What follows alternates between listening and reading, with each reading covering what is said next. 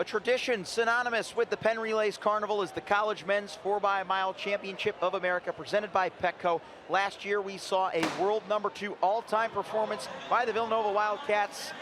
Phil Grove, as you said last year, they blew that one away. And Villanova and this event are just synonymous. 22 times the Wildcats have won this, but Arkansas is right next to them at 20, Michigan at 15, and Penn at 10. So the Quakers, the Wolverines, and all those teams, they come out here serious about this 4x-mile for the men. And the thing about this event, before we have seen the anchors putting the brakes on and turning it into a kicker's race, and right now, very pedestrian. I believe you used that word a couple times yesterday, Carson. The pacing of all of these men capable of just under 4 or just over 4, and we're a little sluggish right now.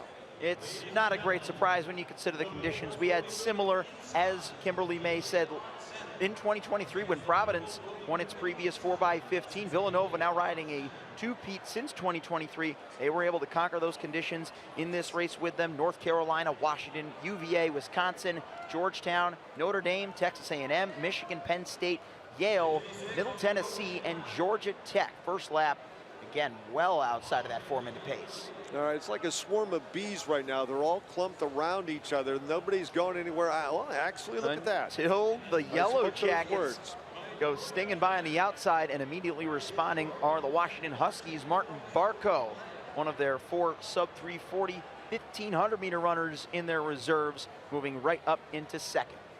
And I mentioned earlier during the women's 4x15 that Washington removed that asterisk. They never won the men's DMR with a great run yesterday and an opportunity to sort of duplicate things. Their school record in this event, 16-14-31, and also they have never won this event. They came into that 2023 race with such high expectations, with those 8 sub-4 milers as part of their program. Guys like Joe Wascom, Luke Hauser, guys that have competed for spots on international teams. And now they proved that they belong in these races with all of the talent that they have. And their indoor facility is a place, one of 2 in the country, the other being on the other coast, Boston University, that men go to run sub-4 miles. And the dozens and dozens of performances like that have been performed out at Dempsey or at Boston University's Track and Tennis Center, it just too difficult to calculate as they update the list every year. But the Huskies, again, you said had 8 sub-4s. That's just phenomenal. One of those guys from that 2023 roster still with them, expected to anchor as he did in the DMR, Nathan Green. Looking at who else we've got towards the front. You see Aiden Neal for North Carolina there in 4th, just behind Georgia Tech, and your new leaders, Penn State. All right, so they're coming up on the 3-lap 1,200-meter mark, and they're already going to be closing in on 3:10. So the pace is picking up 3:09, and you really see now that guys picked it up a gear as the Nittany Lions and Washington Huskies 1-2. With the Fighting Irish of Notre Dame having to slip out into lane 6, equivalent to a lane 3 for a regular track here at Franklin Field. Less than 1 lap until our first exchange, and with all these teams bunched up, we're going to see some chaos. Yeah, when you talk about the lanes here, it's a double wide, so multiply times 2 since the inside 3 are inside the rail. But right now, down the back straightaway, things are getting very serious as they will come up to the first exchange zone after the first 5,280-foot run. Going to see a couple teams trying to make their way through on the inside. Michigan moving up on the outside with Riley Flemington. He moves past Georgia Tech into 4th, but it is Penn State coming off the turn. They're scheduled to lead off with Jake Allen, who won that 1,500 meters on opening night. Penn State, Washington, Virginia going wide. Great finish by the Hoos as we're now on the second leg. So right now, sitting in the number 4 spot, that is North Carolina. And the Tar Heels had an exhibition in 5K running earlier in the meet on Thursday night. They had 6 on the line to start with. Used a couple of those Tar Heels as pacers, but they wrapped things up. No surprise for Ethan Strand and Parker Wolf. Actually, Wolf wins, Strand second. But with those two of the fastest collegiate milers in history, both running 3:48 and 7:30s in the 3K, which is just outrageous. And add in Colton Sands, who also ran a phenomenal 5K on Thursday night. have a little bit maybe tired legs, but they are ready to roll and they are talented. They were chilling coming down that home stretch. You almost saw Wolf and Strand sharing a laugh as they came home. Now, Phil, if Colton Sands is able to finish very highly in this second leg, Parker Wolf and Ethan Strand, what do you do if you're them? Do you keep with the tactical nature of this race, or do you dare try and run away from the field? You know what, if I have an advantage, if I'm North Carolina, I have the guns. There is no ifs, ands, or buts about it. The weather, it seems like, even though looking at the banners above the stadium, probably most of them are drenched, so they're not going to move around in the wind, but we can feel the wind underneath the second tier here. And as one of the runners, the only runner in the field, wearing a hat, that visor may come in handy because the rain is really coming down, and that may affect the strategy, Carson. It's a tailwind right now as they're running. Drew Griffith knows a lot about conquering the tough PA conditions. Won the Penn Relays high school mile as a senior with Butler, now running in third for Notre Dame.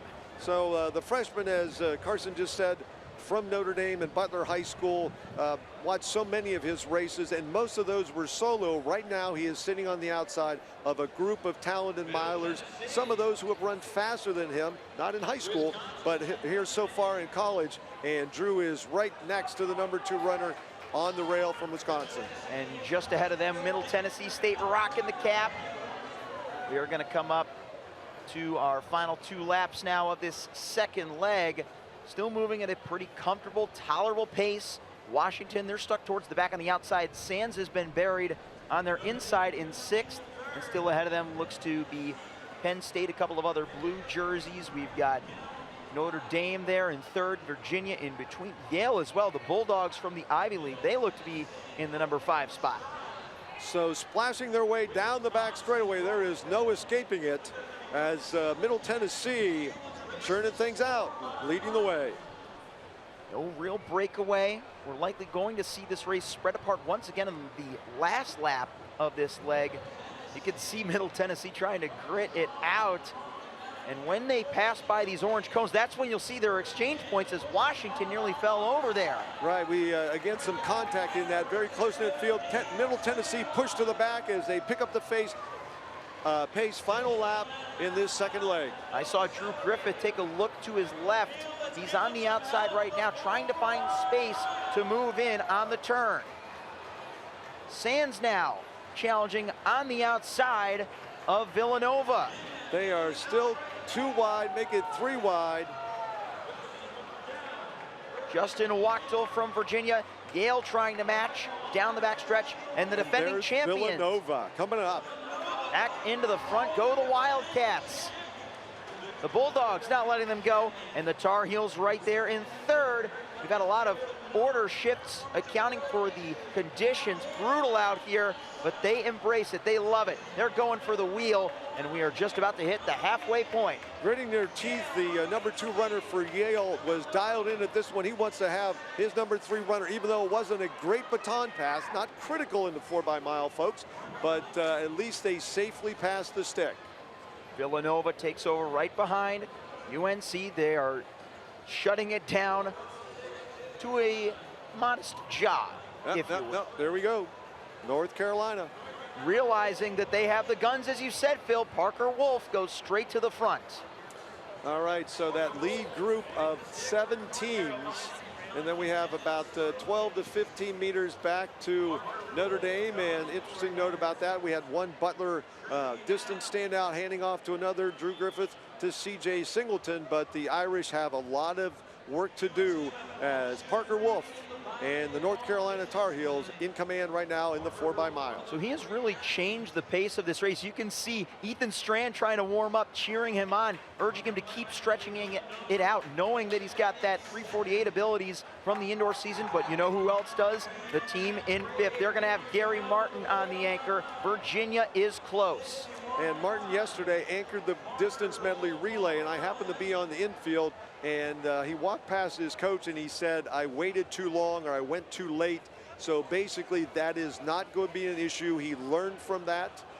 He took that internally, and certainly, just like Ethan Strand, they're watching the position of their #3 runners and how the field strings out behind the leaders. On 3rd leg, it looks to be Devin Comer for Villanova. They do not have Marco Langone or Liam Murphy entered on their lineup. Two components of that reigning championship team. One that we know, Murphy knows how to thrive in all sorts of different scenarios. Washington, they've done some order shuffling. They moved McMahon Staggs to first leg and Martin Barco to second. Now Reese Hammond in third, running in third place. So the Yale Bulldogs, they opened with a 4:11 opener and finished in 11th place after 4 laps plus 9 meters, but they dialed it up, moved into the lead, 8:15 at the midpoint. So this is not going to be a record breaker, folks, but it is going to be a very exciting finish. If this was cross country, we would talk about maybe who's the best mudder because it is wet. It looks like the rain has lightened up just a little bit as Parker Wolf in the North Carolina Tar Heels still in the #1 spot in the 4x-mile. The 5K winner, meet record breaker from night one, reigning NCAA outdoor 500-meter champion, knows he has the strength, a 354 miler at his best as well, so can't discredit his speed. We saw it on display at Boston just behind his teammate Ethan Strand in that epic season opening 3K, and he is starting to let it loose just around 425, 30-ish meters from the fourth and final handoff. Yeah, I do not see this turning tactical in the final leg as Parker Wolf is dialing up the intensity as the Villanova Wildcats are right on his shoulder. What a great third leg by Villanova moving up. Will they pass on the turn? Will they choose the stretch? Washington being gapped in third. We could have a classic anchor showdown set up by these two as they continue to motor. So some polar opposites in the history books for North Carolina and Villanova. Villanova, the two-time defending champion. North Carolina last won this event in 1928. Just listen to the crowd. As the pace picks up, so does the applause. Virginia trying to finish strong to this third leg. They know they need Gary Martin to be close. The Villanova #3 runner looking over his left and right shoulder. It's almost like they're communicating. All right, here's what we have. And it looks like they are talking.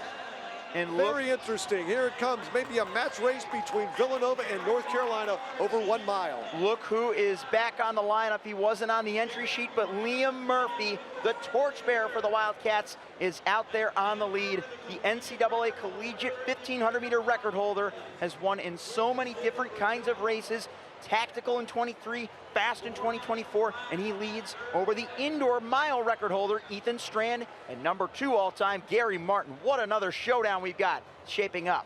Well, things are going to tighten up a little bit between these top 4 teams. They were close enough that really it isn't a putting on the brake situation. But again, Villanova has won 22 4x-miles in the history of the Penn relays. But 23 sounds just a little bit better, and I'm certain the Wildcats would like to add another one. And again, North Carolina breaking the drought and makes the Cleveland Guardians drought look like small potatoes. 1928, they last won this event. So they took the handoff at a 12:15, a 64 and change for first 4:09.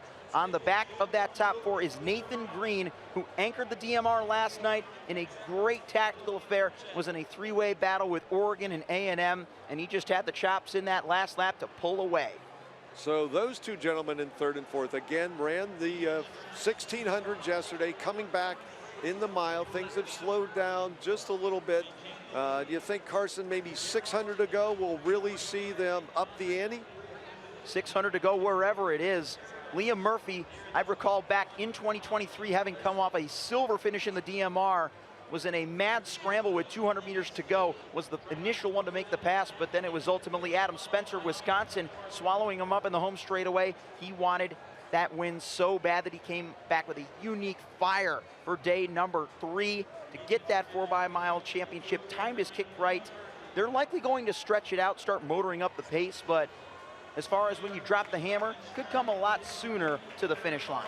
All right, so we have 2 laps to go, 800 meters left in this event as Penn State is trying to sneak up into and join that front group.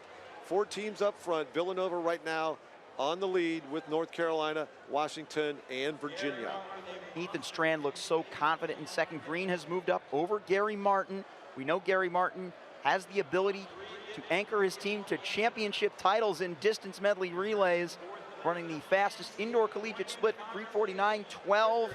There is so much in this race right now coming to that 600-meter potential breaking point as the field continues to compress. Yeah, if you're, I mean, the other two in this race with Strand and Martin, 3:48 milers, you know you're competent, just as good as they are, maybe a couple seconds behind on the clock, but that affect your strategy, again, under these very trying conditions, very wet, the rain picking up once again. Here we come, coming for the bell. We're about to hit the bell lap of the men's 4x-mile. It is Liam Murphy on the front for Villanova, looking to execute the three-peat in wheel number 23. Can he hold off the Tar Heels, the Who's, the Huskies, and now the Nittany Lions from Penn State in 5th? The field is tightening up front. I don't think Penn State's got enough fuel left in the tank. They really had to work to close that gap, but who's going to be the first to move down the back straight? Nathan Green charging up And on the there he outside. goes. Still waiting to drop that hammer and unleash. Green trying to get by. Ethan Strand goes through another gear into the final 200. Here comes Murphy. But Parker Wolf had the advantage of being along the rail. He did not have to run those extra feet or inches. It is Parker Wolf on the gas. Sorry, Ethan Strand on the gas. The indoor mile record holder took a look over his shoulder. Here comes Green for Washington. It's going to be a Husky sweep of the distance relays. Washington. Huskies, wow.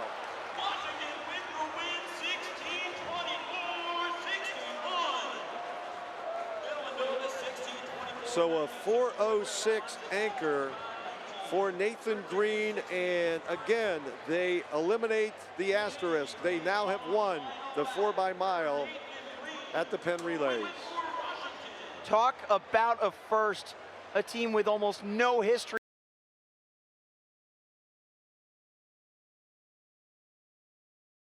Combine all the best elements of distance running. We had to wait so long